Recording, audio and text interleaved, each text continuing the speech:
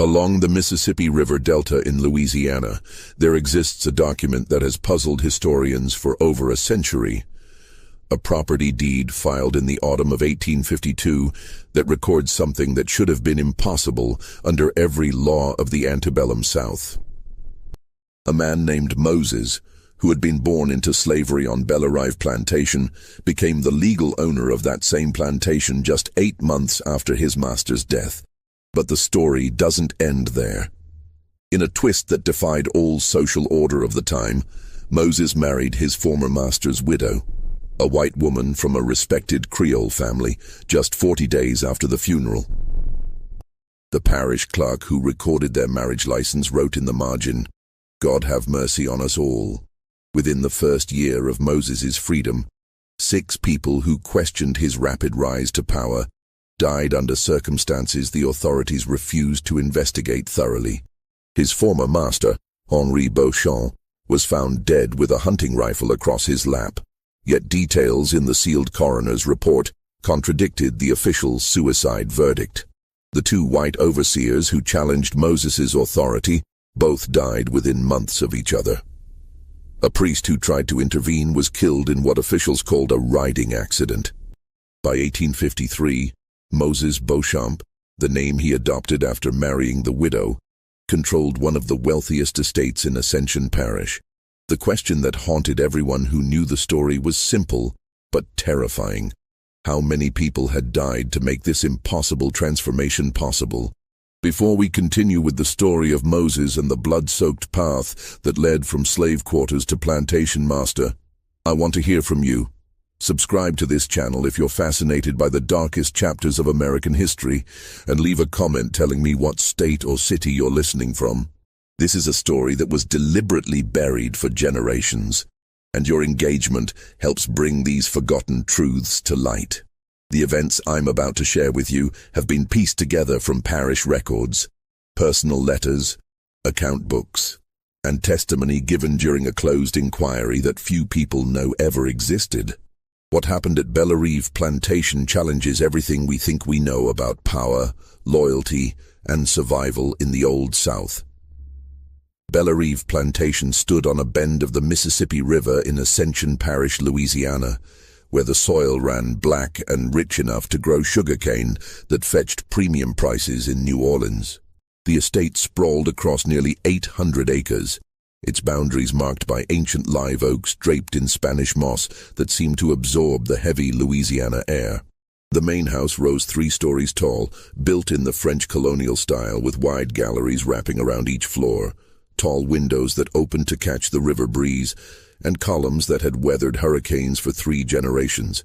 Henri Beauchamp had inherited Belle from his father in 1838, along with 63 enslaved people, a sugar mill that processed cane from neighboring plantations, and debts that would have crushed a lesser man. But Henri was not a lesser man.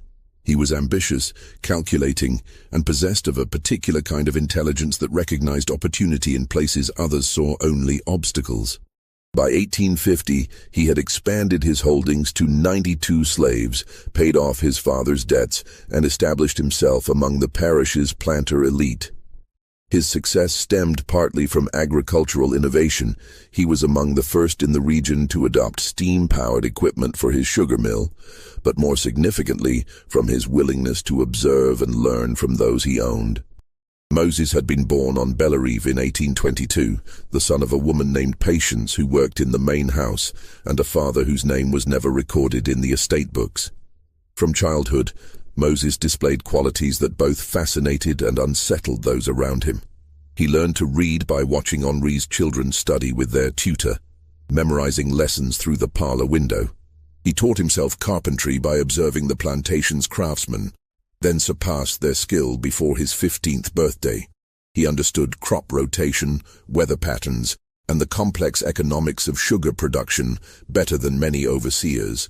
Most remarkably, he possessed an ability to read people, to understand their fears, desires, and weaknesses with an accuracy that seemed almost preternatural.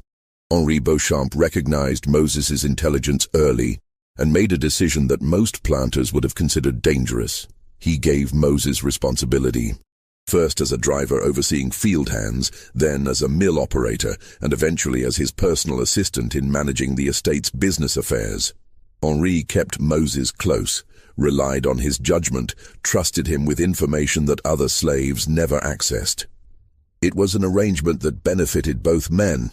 Henri's profits increased significantly under Moses's efficient management, while Moses gained knowledge and influence impossible for someone in his position. But there was a complexity to their relationship that outsiders could not fully perceive. Henri's wife, Celeste, had arrived at Bellerive in 1845, the 19-year-old daughter of a declining Creole family in New Orleans. Her father had accumulated gambling debts that threatened to destroy the family's reputation, and marrying her to the wealthy Henri Beauchamp, 15 years her senior, had been a strategic solution. Celeste brought beauty, refinement, and social connections to Bellerive. She brought no affection for her husband. The plantation's social structure in 1852 Louisiana was rigidly defined by law and custom. Yet within that rigid structure existed countless subtle negotiations of power.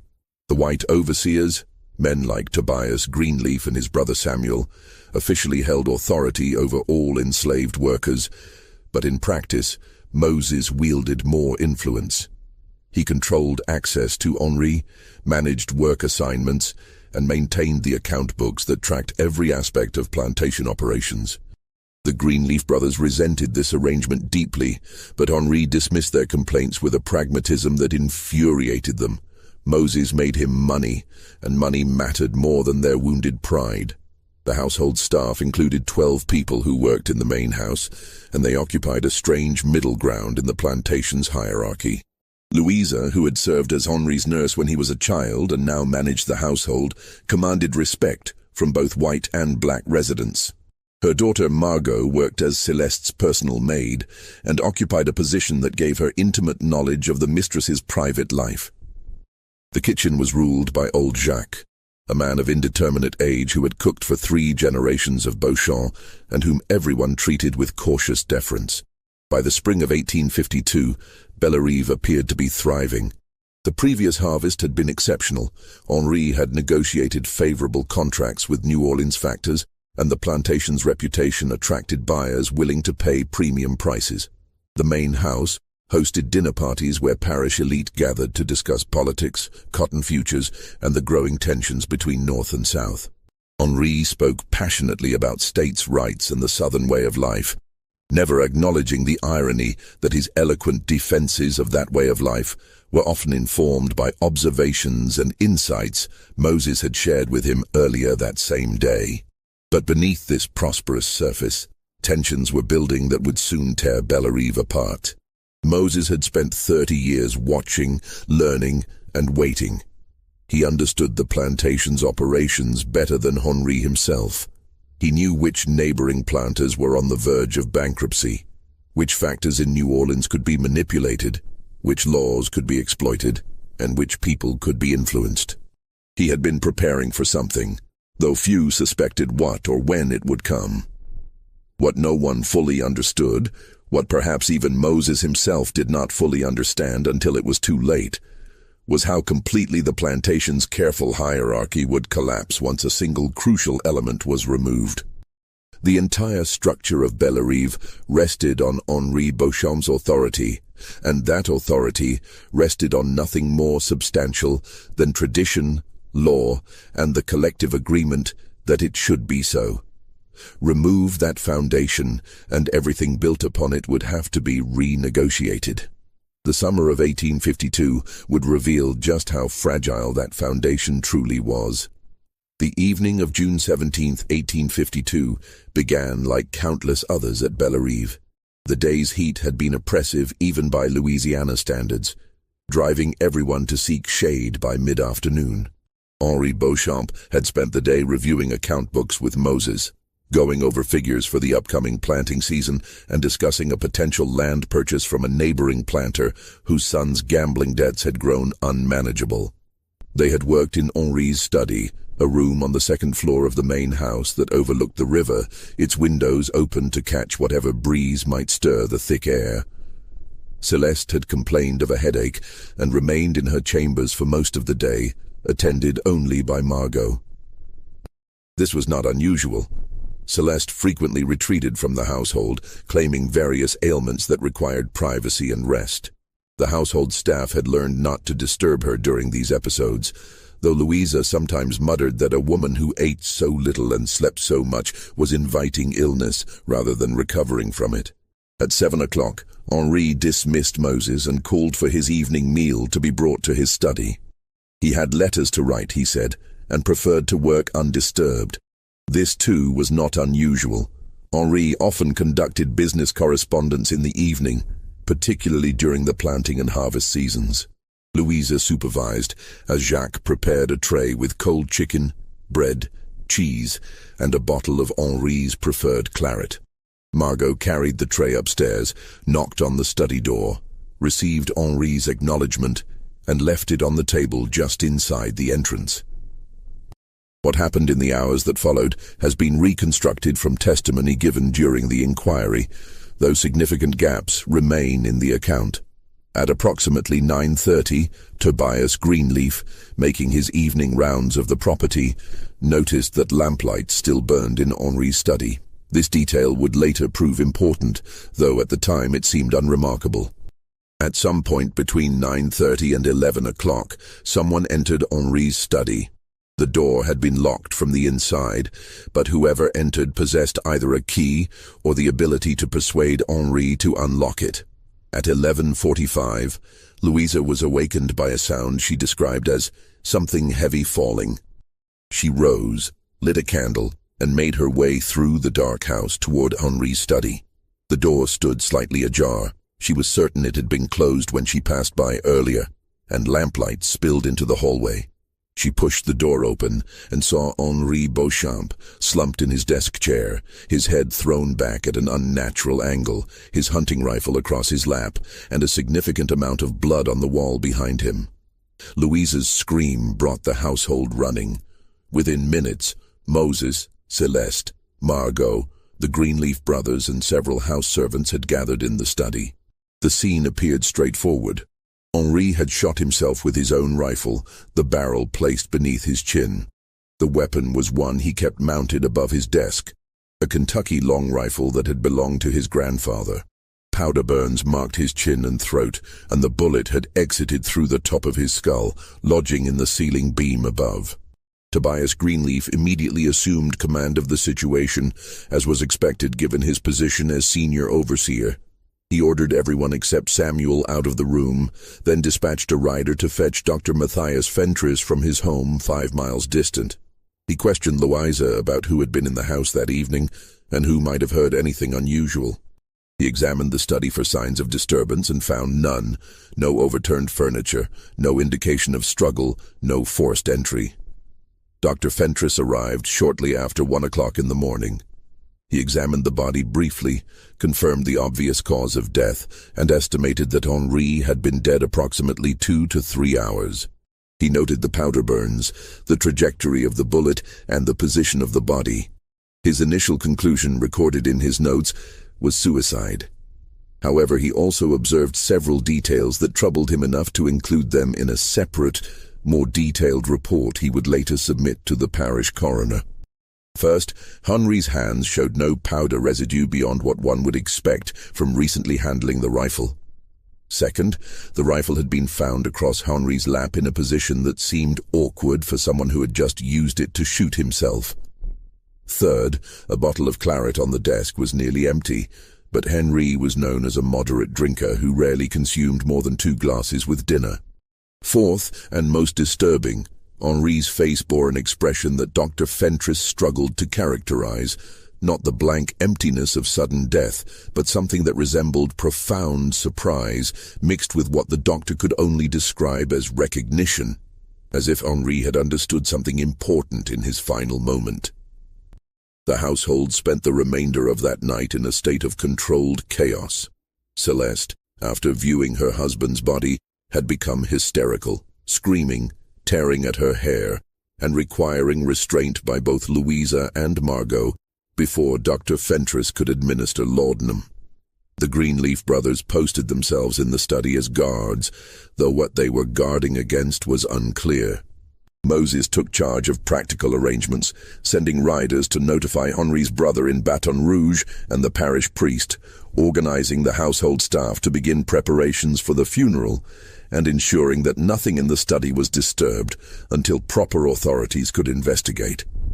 It was Moses's calm efficiency during this crisis that first raised suspicions in Tobias Greenleaf's mind. A man's master had just died violently, yet Moses showed no visible distress, no disruption to his usual methodical competence. He gave orders as if he had anticipated this moment, as if he had already thought through every necessary step. When Greenleaf mentioned this observation to his brother later that morning, Samuel responded with a question that would echo through subsequent events. "How long do you think Moses has been waiting for this?" The official investigation began at dawn. Sheriff Antoine Thériault arrived from the parish seat, accompanied by 2 deputies and a justice of the peace named Aldrich Boudreau. They examined the study, questioned the household, and reviewed Dr. Fentress's preliminary findings. By noon, they had reached their conclusion. Henri Beauchamp had taken his own life while intoxicated and despondent over financial troubles. The verdict satisfied legal requirements and preserved the family's reputation. Suicide was scandal enough without adding suggestions of foul play or household conspiracy, but several people found the official verdict difficult to accept. Tobias Greenleaf insisted that Henri had shown no signs of despondency and had, in fact, been enthusiastic about upcoming business ventures. Henri's brother, Armand, who arrived late on the 18th, pointed out that the family's finances were actually quite healthy, something he verified by reviewing the estate's account books with Moses. Dr.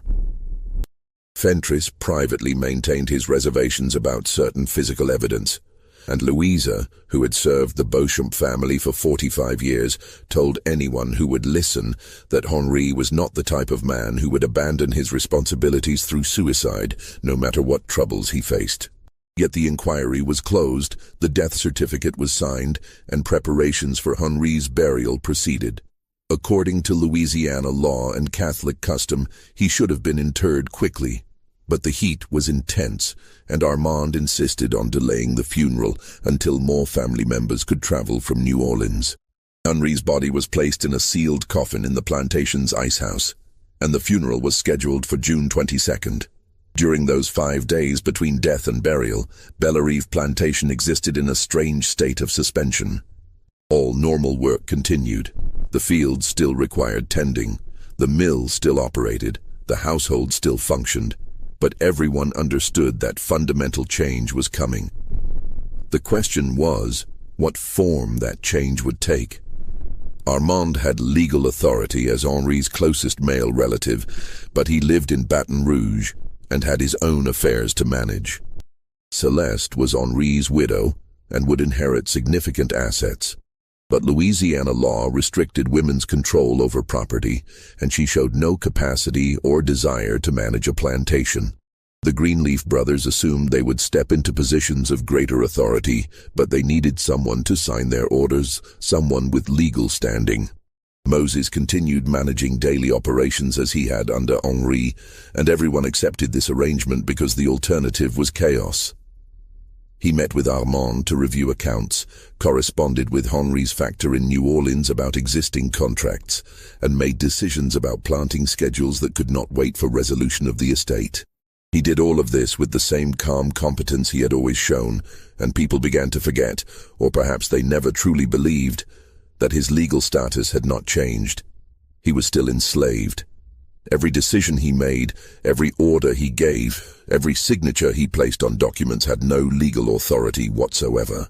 On June 21st, the evening before Henri's funeral, Moses requested a private meeting with Celeste. They met in the small parlor off the main hall, the same room where Henri had once conducted business with visiting planters. Margot stood outside the closed door. Propriety required a witness to any meeting between a white woman and an enslaved man. But she later testified that she could not hear what was discussed. The meeting lasted approximately 45 minutes. When Moses emerged, his expression revealed nothing. When Celeste emerged 10 minutes later, she looked as if she had made a decision that both terrified and relieved her. The funeral took place on a Wednesday afternoon, with heat so oppressive that several attendees fainted during the graveside service. Father Dominique Leblanc conducted the ceremony, speaking of Henri's contributions to the parish, his business acumen, and his devotion to the Southern cause. He did not mention suicide. Such things were not discussed openly, but everyone present understood the implications of the carefully chosen words about God's mercy and the mysterious trials that test even the strongest souls. Armand Beauchamp departed immediately after the funeral, explaining that urgent business required his return to Baton Rouge. Before leaving, he had a brief conversation with Tobias Greenleaf, in which he stated that the plantation's management would remain under current arrangements until the estate was properly settled. What those current arrangements were exactly, he did not specify. Greenleaf understood that he was being told to accept Moses's continued authority, at least temporarily, and this understanding did nothing to diminish his growing resentment. That evening, as the household was settling after the exhausting day, Louisa was cleaning Henri's study, a task she had delayed as long as possible, when she noticed something that stopped her cold. The hunting rifle that had killed Henri was back in its usual place above the desk. She was certain it had been taken as evidence by Sheriff Theriot. She was even more certain that she had not seen anyone return it. She mentioned this to Moses, who told her that Armand had arranged for its return before departing. This explanation was reasonable, yet something about the way Moses delivered it, or perhaps something about the way the rifle now hung cleaned and oiled, as if waiting to be used again, left Louisa profoundly uneasy. One other detail from that day deserves mention.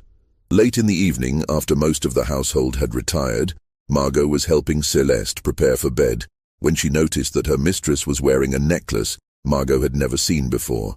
It was a simple piece, a gold chain with a small locket, old-fashioned in style but well-crafted. When Margot asked about it, Celeste touched it absently and said it had belonged to her grandmother. Margot did not press the question, though she thought it odd that Celeste would choose to wear a new piece of jewelry on the day of her husband's funeral.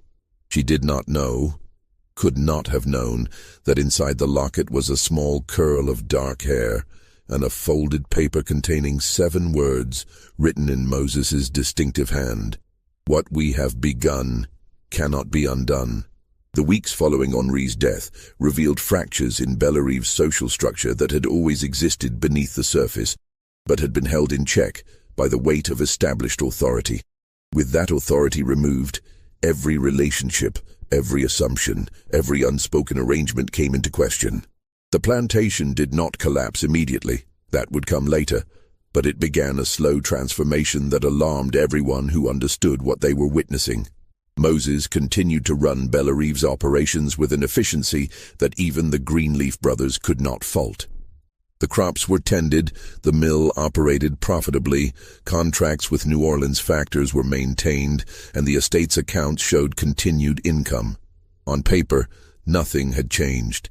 In practice, everything had changed. Moses no longer sought approval for his decisions, no longer presented plans for someone else to authorize. He simply acted, and the momentum of habit and the absence of clear alternative authority meant that people accepted his actions as legitimate. Celeste remained secluded in the main house, appearing only for meals and necessary social obligations. She met weekly with Father Leblanc, who visited to provide spiritual comfort during her mourning period. She received condolence calls from neighboring plantation wives, though these visits became less frequent as rumors began to circulate about her relationship with Moses. She wore black, observed the proper forms of widowhood, and gave no outward indication that she was anything other than a grieving wife awaiting settlement of her husband's estate. But those who worked in the main house knew better. Margot, whose position as Celeste's personal maid gave her intimate access to her mistress's private life, observed meetings between Celeste and Moses that occurred with increasing frequency and decreasing pretense of propriety. They met in the parlor, in Henri's former study, on the gallery in the evening. They spoke in low voices, sometimes in French, which Moses had somehow learned despite having no formal education.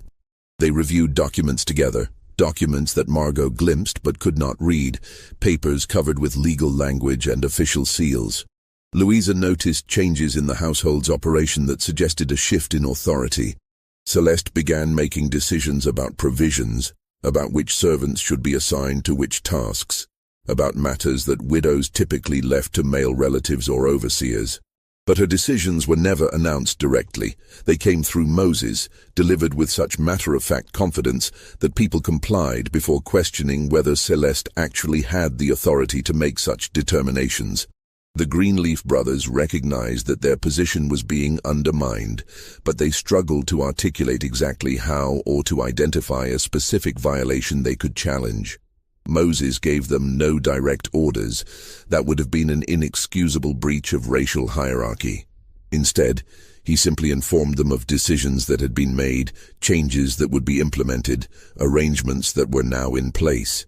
When they protested, he referred them to Celeste, who confirmed that yes, these changes had her approval as mistress of the estate. When they questioned whether Celeste had the legal authority to approve such changes, Moses pointed out that the estate was still in probate, and that Armand Beauchamp had explicitly stated that current arrangements should continue. By late July, Tobias Greenleaf had become convinced that Moses was manipulating Celeste, possibly through threats, possibly through some other form of coercion he could not quite define. He shared these suspicions with his brother, with several neighboring overseers, and eventually with Sheriff Theriot during a chance meeting in the parish seat. The sheriff listened politely but pointed out that suspicion was not evidence, and unless Greenleaf could demonstrate actual wrongdoing, actual crime, there was nothing the law could do. The sheriff also reminded him with careful emphasis that making unfounded accusations about a white woman's honor could have severe legal consequences for the accuser. On August 3rd, something occurred that brought these simmering tensions to a brief, explosive confrontation. Moses had arranged the sale of 60 hogsheads of sugar to a New Orleans factor at a price significantly higher than Henri had negotiated for the previous year's crop. This was objectively good business. But Tobias Greenleaf chose to challenge the transaction, arguing that Moses had no authority to negotiate contracts and that the sale should be voided. Moses calmly explained that he had negotiated the deal on Celeste's behalf, with her full knowledge and approval, and that the contract had already been signed and the first payment received. Greenleaf, his frustration finally boiling over, made the mistake of explicitly stating what many had been thinking. "You forget your place, Moses. You forget what you are." The confrontation took place in the mill office, with half a dozen witnesses present. Moses's response was quiet, measured, and absolutely devastating in its precision. "My place is wherever Madame Beauchamp determines it to be. If you question my authority, you question hers. If you question hers, you question the arrangements made by Monsieur Armand before his departure. If you wish to challenge those arrangements, I suggest you travel to Baton Rouge and discuss the matter with him directly. Until you do so, I will continue to perform the duties assigned to me by the mistress of this estate." It was a masterful piece of verbal maneuvering, simultaneously invoking multiple sources of authority while offering no direct challenge to the racial hierarchy that everyone understood governed their world. Greenleaf was trapped. He could not challenge Moses without appearing to challenge Celeste, could not challenge Celeste without appearing to exceed his own authority, could not appeal to Armand without admitting that he had lost control of the plantation he was supposed to be supervising. That same evening, Tobias Greenleaf began drafting a letter to Armand Beauchamp, detailing his concerns about Moses's growing influence and requesting clarification about the estate's management structure. He was still working on this letter when, 2 days later, he fell ill with symptoms that Dr. Fentress initially diagnosed as cholera morbus, severe intestinal distress accompanied by vomiting, fever, and delirium. The illness came on suddenly, progressed rapidly, and proved fatal within 48 hours. Tobias Greenleaf died on August 7, 1852, 3 days after his confrontation with Moses. Cholera was not uncommon in Louisiana during summer months, particularly near the river. The same week, Greenleaf died. 2 slaves from a neighboring plantation and a merchant in the parish seat also succumbed to similar symptoms. Dr. Fentress saw no reason to suspect foul play, though he noted in his records that the speed and severity of Greenleaf's decline was unusual, even for cholera. The body was buried quickly. The heat and the nature of the illness made this necessary, and Samuel Greenleaf found himself suddenly elevated to the position of sole overseer. Samuel lacked his brother's forceful personality and his certainty about how things should be. He had relied on Tobias to make difficult decisions, to confront problems directly, to maintain the firm hand that everyone agreed was necessary in managing a large plantation. Without his brother, Samuel felt adrift. When Moses approached him 3 days after the funeral with a proposal to restructure the overseer's responsibilities, ostensibly to reduce Samuel's workload during this difficult period, Samuel agreed without fully considering the implications. The new arrangement gave Samuel authority over field operations, while Moses retained control of business affairs, contracts, and financial management. It was, Moses explained, simply a formal recognition of how things had been operating anyway. What Samuel did not realize until too late was that he had just accepted a subordinate position. The person who controls money and contracts controls everything else. Moses now had official, or at least officially recognized, authority over the plantation's most important operations, while Samuel was relegated to supervising manual labor. It was a complete inversion of the normal hierarchy, accomplished so smoothly that Samuel only understood what had happened after the arrangement was already in place and functioning. Throughout these developments, one person watched with increasingly sharp attention and growing alarm. Old Jacques, who had cooked for the Beauchamp family for longer than most people on the plantation had been alive, had seen changes of power before. He had watched Henri's father die and Henri assume control. He had observed hirings and firings, marriages and deaths, the constant small negotiations of authority that occurred in any large household. But what he was witnessing now was different. This was not evolution. This was revolution, conducted so gradually that most people did not recognize it as such. Jacques began paying attention to things that others overlooked. He noticed that Celeste no longer took her meals in the formal dining room, but instead ate in her private chambers, with Margot bringing trays that Moses had personally selected from Jacques' kitchen. He observed that Margot carried notes between Moses and Celeste several times each day, more communication than would seem necessary for simple household management. He saw that Louisa, who had once held undisputed authority over the household staff, now consulted with Moses before making decisions about staffing or supplies. Most troubling of all, Jacques noticed that people were disappearing. Not literally disappearing, nothing so dramatic, but gradually being removed from positions where they might observe or interfere with whatever was unfolding. 3 house servants had been reassigned to field work, a change that Moses explained as necessary due to reduced household needs during mourning. 2 field workers known for their loyalty to the Greenleaf brothers had been sold to a neighboring plantation, a transaction Moses described as financially advantageous. The butler who had served Henri for 15 years had been dismissed for drunkenness, a charge that Louisa privately disputed but could not disprove. When Jacques mentioned these observations to Louisa, she responded with something that surprised him: fear. Not anger, not indignation, but genuine fear. "Do not speak of these things," she told him. "Do not even think them too loudly. There are changes coming that we cannot prevent, and the only safety is in not noticing them."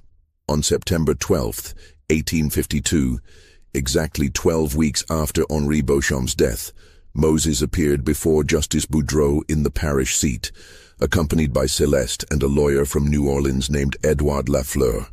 The purpose of their visit was to present documents related to Henri's estate and to request the court's approval of certain arrangements. The documents included Henri's will, which had apparently been revised just 2 months before his death, a power of attorney granting Celeste authority to manage the estate during probate, and a manumission paper for Moses signed by Henri, and dated April 15, 1852. The will was straightforward enough. It left the bulk of Henri's estate to Celeste, with provisions for his brother Armand, and small bequests to several friends and distant relatives. Nothing in the will was unusual for a man without children. The power of attorney was also unremarkable, giving Celeste broad authority to conduct business on the estate's behalf during the probate period. The manumission paper was more problematic. It stated that Henri Beauchamp, in recognition of Moses's faithful service, exceptional intelligence, and invaluable contributions to the prosperity of Bellerive Plantation, hereby granted him freedom to take effect immediately. It was properly executed, with Henri's signature and the required witness signatures. But it had never been filed with the parish clerk, as Louisiana law required for manumissions to be legally valid. Moses's lawyer argued that this was a mere technicality, that Henri had clearly intended to grant freedom and had executed the proper document, and the failure to file was an administrative oversight that should not invalidate Henri's explicit wishes. Justice Boudreau was not a naive man. He understood that he was looking at a situation that violated every norm of Louisiana society, that challenged assumptions about race and power that formed the foundation of the entire system. He also understood that he was being presented with technically legal documents, properly executed and notarized. He could reject them. He had the authority to do so. But on what grounds? Because the situation made him uncomfortable? Because it seemed suspicious? Because it violated unwritten rules about how things should be? After considerable deliberation, Justice Boudreau accepted the documents for filing. He approved the manumission, granted Celeste the requested authority, and entered the will into probate.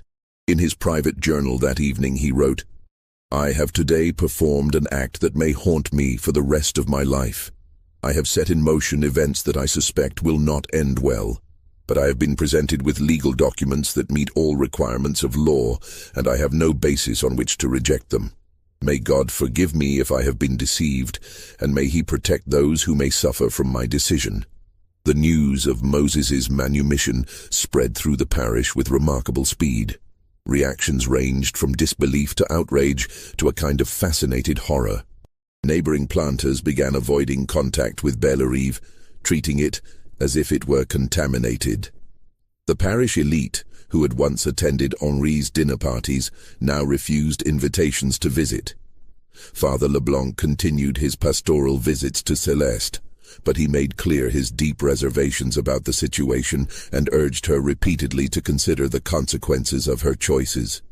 Samuel Greenleaf, upon hearing that Moses was now legally free, submitted his resignation effective immediately. He could not, he said, continue working under such circumstances.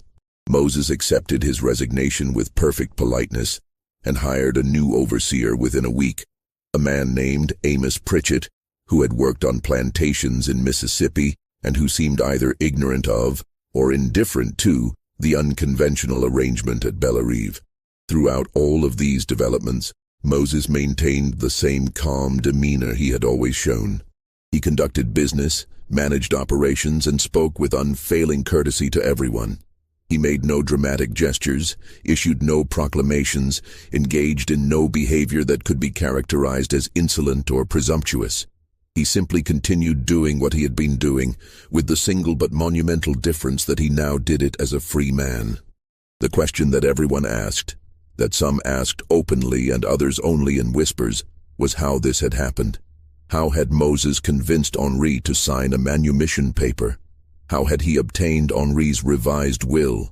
How had he persuaded Celeste to support his freedom and to work with him in managing the estate? The obvious answer, the answer most people assumed, was that Moses had somehow manipulated or coerced these things through threats, blackmail, or exploitation of Celeste's grief and vulnerability. But a few people, those who had observed most closely, suspected something more complex and more disturbing. They suspected that Moses had spent years, perhaps his entire life, preparing for this moment.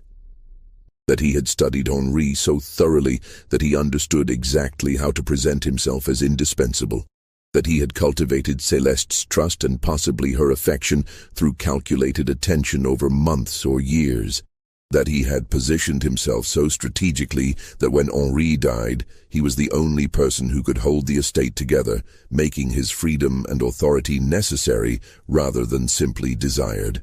And beneath these suspicions lay an even more troubling question that few people dared to voice. Had Henri Beauchamp really taken his own life? Or had Moses engineered his death so skillfully that it appeared to be suicide? The official investigation had been cursory, the evidence circumstantial, the conclusion convenient. Dr. Fentress's reservations had been noted but never seriously pursued. The hunting rifle had been returned to its place above the desk with suspicious speed, and the one person who had directly challenged Moses's authority, Tobias Greenleaf, had died suddenly just days after that challenge. These questions had no answers, only implications, and the implications were terrifying enough that most people preferred not to think about them too carefully. It was easier to accept the official explanations, to believe that Henri had succumbed to despair, that Moses had simply been fortunate, that Celeste was a confused widow making poor decisions under the influence of grief. But late at night, when people were alone with their thoughts, many of them wondered, if Moses could transform himself from slave to free man, from property to property owner, in the space of 3 months, what else might he be capable of? And if he had been willing to do whatever it took to achieve this transformation, anything at all, how many people had already paid the price for his ambition, and how many more would pay before the story reached its end? The autumn of 1852 brought cooler weather but no reduction in the tension surrounding Bellerive. The plantation continued to operate profitably, the crops were harvested successfully, and Moses's management proved as competent as it had been under Henri's ownership. But the social isolation of the estate deepened. Neighboring planters refused to conduct business with Bellerive. Merchants in the parish seat provided necessary supplies, but did so with cold formality. The few visitors who came were strangers, factors from New Orleans, lawyers, businessmen who cared more about profit than propriety. What do you think is unfolding at Bellerive? The evidence suggests something darker than anyone dared speak aloud. If this story is giving you chills, share this video with a friend who loves dark mysteries. Hit that like button to support our content, and don't forget to subscribe to never miss stories like this. Let's discover together what happens next, because the most disturbing revelations are still to come. The true nature of what was occurring at Bellerive became impossible to ignore on November 28, 1852, when Celeste Beauchamp and Moses appeared together at the parish clerk's office to file an application for a marriage license. The clerk, a man named Prosper Gautier, who had held his position for 23 years, initially assumed he had misunderstood their request. When Moses calmly repeated it, Gautier's hands began to shake. Moses pointed out, with careful precision, that Louisiana law prohibited such marriages for enslaved persons or recently freed people of color. He was neither. His manumission had been filed in September. He had consulted with lawyers in New Orleans and knew exactly which laws applied. After 3 hours of discussion, Gautier found himself unable to identify a specific legal basis to deny the application. The arrangements involved a defrocked Catholic priest named Father Mathieu Corbeau, expelled from the diocese 5 years earlier for alcoholism. Corbeau agreed to conduct the wedding for a substantial fee. The ceremony took place on December 19, 1852, in Bellerive's parlor. The only witnesses were Louisa, Margot, old Jacques, and the estate's lawyer. Father Corbeau stumbled through the liturgy with breath that smelled of whiskey. When he pronounced them husband and wife, Celeste's hand trembled as Moses placed a gold ring on her finger. By marrying Celeste, Moses gained legal control of her inheritance from Henri, which meant he now effectively owned Bellerive Plantation. The reaction from the parish elite was immediate and furious. A group of planters met to discuss action. Some argued for violence, others for legal intervention. They settled on complete social and economic isolation. No one would do business with Bellerive. But Moses had anticipated this response. His factor in New Orleans was Joachim Tessier, an ambitious trader who cared more about profit than propriety. Tessier had connections to northern buyers, happy to purchase Louisiana sugar without concerning themselves with local scandals. The winter of 1852-1853 saw Bellerive operating in complete isolation from its neighbors, but in growing connection to commercial networks beyond the parish. Celeste remained largely secluded in the main house, appearing in public only when necessary. Those who saw her described her as pale, thin, and emotionally withdrawn. She spoke rarely, and when she did, her voice was flat and effectless. Margot, who continued serving as her personal maid, observed that Celeste seemed relieved by her new situation. Moses made all decisions, bore all responsibility, faced all conflict. Celeste simply existed in a state of passive acceptance. During the first months of 1853, several incidents suggested Moses was consolidating control by removing potential threats. In February, a field worker named Josiah claimed to have information about what really happened to Master Henri. Before he could share it, he disappeared. Moses reported him as a runaway. In March, old Jacques became ill with symptoms similar to those that had killed Tobias Greenleaf: severe intestinal distress, rapid decline, death within days. Samuel Greenleaf, now working in the parish seat, began collecting testimony from people who had lived at Bellerive. He was convinced Moses had murdered Henri and possibly others. He interviewed former servants and examined parish records. On April 12, 1853, Samuel was found dead in his rented room. The official cause was apoplexy, sudden heart failure. He was 38 years old with no history of health problems. All of his notes and documents relating to Bellerive had vanished. Dr. Fentress noted in his private records that this was the fourth sudden death connected to Bellerive in less than a year. The pattern troubled him deeply, but he had no medical evidence of foul play in any case. He scheduled a meeting with Sheriff Theriot to discuss his concerns. Before that meeting could occur, Moses visited him. They spoke for approximately 2 hours about medical matters. Then Moses made a statement the doctor would never forget. "You understand that the world operates according to natural laws. Sometimes people die for reasons that are perfectly natural, but appear suspicious to those who don't understand the complexity of human mortality. It would be unfortunate if such misunderstandings led a respected physician to make accusations he could not substantiate." It was not explicitly a threat, but the implication was clear. Dr. Fentress cancelled his meeting with the sheriff. He never spoke publicly about his suspicions. In his private journal, he wrote, "I have today chosen cowardice over courage. I suspect I have allowed evil to continue unchecked because I lack the strength to confront it." By summer 1853, Moses had achieved something impossible.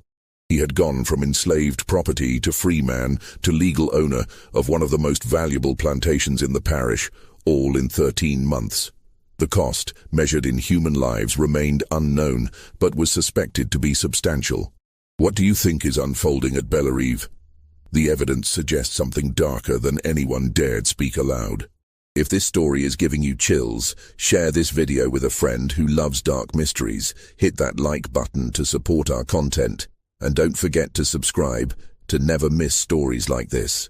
Let's discover together what happens next, because the most disturbing revelations are still to come. The winter of 1853-1854 brought growing pressure from multiple directions. In January, planters sent a petition to the state legislature requesting tighter restrictions on manumission. The petition didn't mention Moses by name, but everyone understood its target. The legislature debated, but ultimately took no action. The first serious threat came in March 1854, when a New Orleans lawyer named Philippe Dufresne appeared claiming to represent Henri's distant relatives in France. They were challenging the validity of Henri's will, arguing he had been mentally incompetent or under duress when he revised it. The lawsuit aimed to overturn Moses's control by attacking Celeste's inheritance. Moses hired Charles Villeneuve, a prominent New Orleans lawyer. The legal battle proceeded through spring 1854. In April, a barn at Bellerive caught fire in the middle of the night, destroying equipment and nearly spreading to the sugar mill. The fire had started in 3 separate locations simultaneously, suggesting arson. In May, someone shot at Moses as he rode along the Plantation road. The shot missed, and the shooter escaped. The most significant development involved Margot. Her position gave her intimate knowledge of everything occurring in the main house.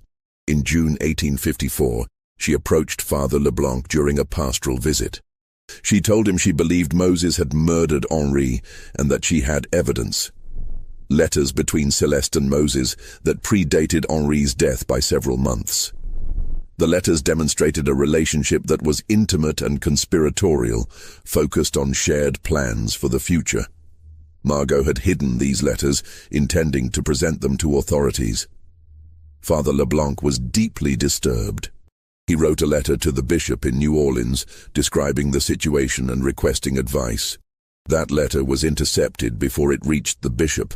On the night of June 23rd, Father Leblanc was found unconscious on the road between Bellerive and his church. His horse was nearby, apparently having thrown its rider. The priest died 3 days later without regaining consciousness. The official explanation was a tragic accident. Margot understood immediately what had happened. She took the letters and documents she had hidden and fled Bellerive in the middle of the night, heading toward New Orleans. She made it approximately 15 miles before she was found. The official account stated she had been detained by a patrol watching for runaways. During detention, she became agitated and violent, suffering fatal injuries in the struggle. The documents she had been carrying were lost. No investigation was conducted. Celeste did not attend her burial. Moses sent a wreath. In August, the lawsuit reached a critical phase. Depositions would take place in September, representing a significant threat to Moses's position. The night before they were scheduled to begin, Philippe Dufresne was attacked in his hotel room. 2 men beat him severely and stole all his legal papers. Dufresne survived, but was left with permanent injuries that ended his career. The attackers were never identified. With Dufresne incapacitated and his documentation destroyed, the lawsuit collapsed. In October 1854, the court dismissed the challenge. Moses had won again. But the attack on Dufresne marked a turning point. Everyone now understood that Moses was not simply fortunate. He was willing to kill anyone who threatened his position. In November, Colonel Augustin Chevalier organized a meeting of planters to discuss the Bellerive situation. 23 men attended. They discussed options ranging from legal challenges to extra-legal violence. A committee was formed, 3 men who would plan to eliminate Moses in a way that could be attributed to accident. Moses learned about the meeting within 48 hours. He hired guards from New Orleans and transformed Bellerive into a fortress. He varied his routines, never traveled alone, never followed predictable patterns. In December 1854, Lucien Broussard, one of the 3 men on the assassination committee, was found dead in his home, killed by a shotgun blast through a window. The investigation concluded it was a hunting accident, but the message was clear. Moses knew who was planning to kill him. On Christmas Eve, someone fired 6 shots at Moses as he returned to Bellerive. His guards returned fire. 2 people were killed, one of Moses's guards and one attacker, identified as a man employed by Etienne Marchand. Marchand fled the parish that night and was never seen in Louisiana again. Colonel Chevalier survived 3 more weeks before dying in January 1855, officially from pneumonia, though his symptoms resembled the intestinal illness that had killed others who opposed Moses. By early 1855, Moses had eliminated or driven away everyone who had actively threatened him. He had proven he could not be dislodged, could not be killed, could not be defeated. But this victory came at a cost. Bellerive existed in complete social isolation. Moses had what he wanted: freedom, property, power. But he had it in a prison of his own making, surrounded by guards, living with a wife who barely spoke. By spring 1859, Moses had been effective master of Bellerive for nearly 7 years. The estate continued generating profits, though isolation had taken its toll. Celeste's mental state had deteriorated dramatically. She rarely left her chambers, spoke to people who weren't present, moved through the house like a ghost. Dr. Fentress could offer no diagnosis beyond melancholia. In May 1859, Louisa died peacefully at age 72. She left behind a sealed letter addressed to Dr. Fentress. It contained her account of everything she had witnessed: the mysterious meetings, the suspicious deaths, the systematic elimination of anyone who might challenge Moses. It was not legal evidence, but it provided a comprehensive narrative of Moses's transformation through calculated murder. Dr. Fentress read the letter and faced the decision that had haunted him for years. He chose to make a copy, seal the original with instructions to open it after his death, and deposit it with his lawyer in New Orleans. If Moses killed him, at least the truth would eventually emerge. But Moses did not kill him. By summer 1859, Moses seemed to have lost interest in eliminating threats. In August 1859, Moses announced he would free all enslaved people remaining on the plantation, immediate and complete freedom for 73 people. The economic implications were staggering. Bellerive's entire labor force would disappear, making continued operation impossible. But Moses proceeded anyway, filing manumission papers and making arrangements for those who wanted to leave. The decision mystified observers. Moses had realized that continuing to operate Bellerive as a slave plantation made him complicit in the same system that had enslaved him. Freeing the people he owned was an attempt to break that cycle. To prove his transformation meant something beyond mere role reversal. Without enslaved labor, the fields could not be worked. The mill could not be operated. By October 1859, Moses had essentially dismantled the economic engine that had made Bellerive valuable. Celeste's condition reached crisis. In September, she stopped eating entirely. Dr. Fentress found her in profound physical and mental collapse, conscious but unresponsive, existing in a state between life and death. Celeste died on October 17, 1859, 7 years and 4 months after Henri's death. The official cause was wasting disease and melancholia. Moses did not attend the funeral, sending only a wreath and a note. May she find the peace that eluded her in life. After Celeste's death, Moses was sole owner of Bellerive. He had finally achieved absolute control, and he discovered it meant nothing to him. In November, he began selling off parts of Bellerive: the mill, sections of land, equipment, livestock, furniture. By December, only the main house and a few surrounding acres remained. On December 28, 1859, Moses summoned Dr. Fentress. The doctor found him in Henry's study, surrounded by documents, looking physically healthy but emotionally exhausted. Moses poured brandy and began to speak. What he said, Dr. Fentress would later record in his journal. Moses did not confess to murder, but he spoke about the nature of power, about what it cost to obtain and maintain. He spoke about slavery and freedom, about how both involved forms of control. He spoke about Celeste, about how their relationship had begun years before Henri's death, about how they had planned together to create circumstances allowing them both to escape. He did not say explicitly they had killed Henri, but the implication was clear. He did not detail the other deaths, but he acknowledged that many obstacles were removed and necessary actions were taken. Most disturbing, he spoke about regret. Not moral regret for people killed, but practical regret that his methods had isolated him so completely that victory became indistinguishable from defeat. He had achieved impossible transformation, but created a life that satisfied him less than the one he had escaped. At the end, Moses asked, "If you could know with absolute certainty that a terrible injustice would be corrected through terrible methods, would you accept that bargain? Would you sacrifice others, many others, to achieve something that should never have been denied to you?" Dr. Fentress replied that he did not know. Moses smiled. That is the correct answer. Anyone who answers confidently does not understand the question. That was the last time Dr. Fentress saw Moses Beauchamp. On January 12, 1860, Moses disappeared from Bellerive. He took with him whatever wealth he had accumulated from selling assets. He left no indication of where he was going. The house stood empty for weeks before neighbors noticed it had been abandoned. The remaining property eventually reverted to the state. No one ever saw Moses Beauchamp again. There were rumors, sightings in New Orleans, reports of a wealthy man of color in Mexico, but nothing confirmed. He disappeared as completely as if he had never existed. The story of Moses Beauchamp became a dark legend in Ascension Parish. People told different versions, emphasizing different elements. Some portrayed Moses as a brilliant tactician who beat an oppressive system. Others described him as a monster who murdered his way to power.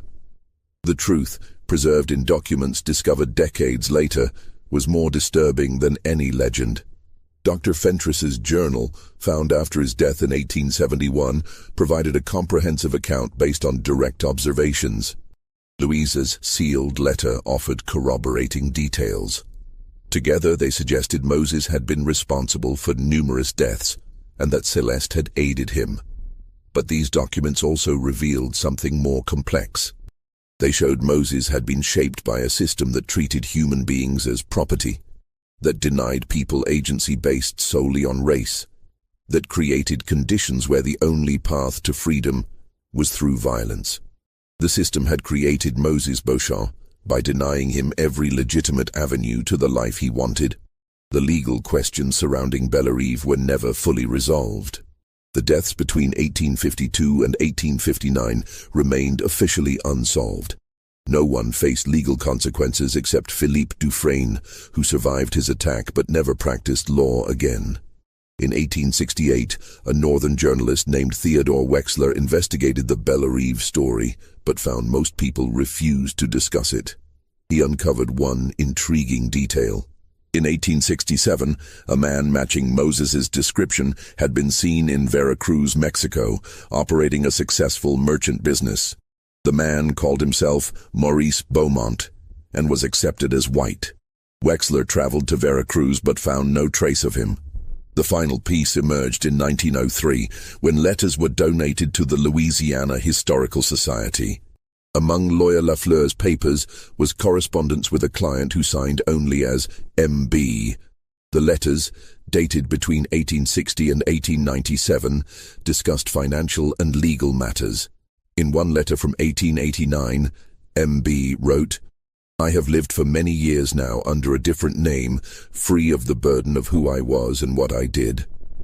I have been successful, respected, and I have harmed no one since leaving Louisiana. Yet I remain haunted by whether my transformation was worth the price others paid.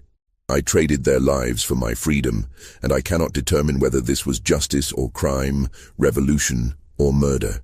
The letter continued, "I know history will judge me harshly if my story is ever fully told. I accept this judgment even as I maintain I had no other path available. The system that enslaved me created the monster who destroyed that system from within. If I am guilty, then slavery itself stands guilty of creating me. Whether these letters were actually written by Moses cannot be proven, but they suggested he survived for at least 37 years after disappearing from Bellerive, that he established a new life successfully, and that he spent those years grappling with the moral implications of his transformation. The story became a cautionary tale told differently depending on who was telling it. Some emphasized the danger of upsetting social order. Others pointed to it as evidence of slavery's corrupting influence. Still others dismissed it as exaggerated legend. The main house was demolished in 1887. The land was subdivided and sold. By 1900, nothing remained to mark where Bellerive had stood. The cemetery where Henri and Celeste were buried was neglected for years before being restored in 1956. On Henri's gravestone, Henri Beauchamp, 1807-1852, beloved husband and master of Bellerive. On Celeste's, Celeste Beauchamp, 1826-1859, may she rest in peace. No stone marked Moses's grave because no one knew where or when he died. Perhaps he lived many more years under a different name. Perhaps he died shortly after leaving Louisiana. Perhaps he spent the rest of his life looking over his shoulder, waiting for someone to recognize him. The story leaves us with uncomfortable questions. Was Moses Beauchamp a hero or a villain? Was his transformation liberation or crime? Were his methods justified by the impossibility of achieving freedom through legitimate means, or do they damn him regardless? Did he prove individuals can overcome oppressive systems, or did he simply demonstrate that oppression creates monsters? These questions remain relevant because the conditions that created Moses Beauchamp, systems that deny people agency, that distribute power arbitrarily, that force individuals to choose between submission and violence, have never fully disappeared. And wherever those dynamics exist, there will be individuals like Moses, brilliant and ruthless, who refuse to accept their assigned position and who are willing to pay any price, anyone's price, to transform themselves. What do you think of this story? Do you believe Moses Beauchamp was justified in his actions, or do his methods make him irredeemable? Could he have achieved freedom through other means, or did the system leave him no choice but violence? Leave your comment below and share your thoughts on this dark chapter of Louisiana history. If you enjoyed this tale and want more stories exploring the shadows of America's past, subscribe to Liturgy of Fear, hit the notification bell, and share this video with someone who appreciates history's uncomfortable truths. Remember, the past is never as simple as we want it to be, and understanding its complexity is the only way to avoid repeating its worst mistakes.